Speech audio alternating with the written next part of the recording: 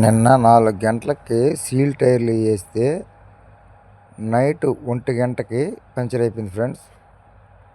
ఈ ట్యూబు ఈ ఫ్లాపు వల్ల ఈ సీల్ టైర్లు ఫ్లాపు కొరికేసినందువల్ల టైర్ పంచర్ అయిపోయింది. మళ్ళా వచ్చి పంచర్ పాత ట్యూబ్ వేస్తున్నాను. ఆ కొత్త ట్యూబు కొత్త ఫ్లాపు పని రాలేదు. మనకు పాత టైర్లో ఉన్న ట్యూబు ఫ్లాపే మళ్ళా కొత్త సీల్ టైర్కి వేసాను.